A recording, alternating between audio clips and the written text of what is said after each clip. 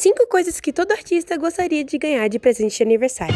Se o seu aniversário tá chegando assim como o meu, já manda esse vídeo pro seu pai, pra sua mãe, pra sua avó, pro seu amigo, pro papagaio, pra todo mundo. Primeiro, marcadores à base de álcool ou à base de água. O que você puder estar me dando, eu tô agradecendo. Marcador é muito bom pra pintar, gente. 2. Tinta acrílica ou marcadores acrílicos. Jesus, escuta minhas orações, que eu quero tanto testar esse negócio. Terceiro da nossa lista, um bloco desse tamanho de folhas grossinhas pra gente pintar com marcador e aquarela.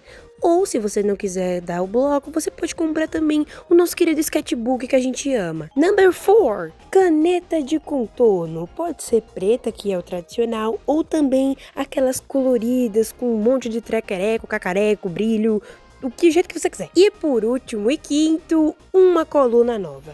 Eu acho que isso já é meio clichê, mas é uma realidade na vida do desenhista.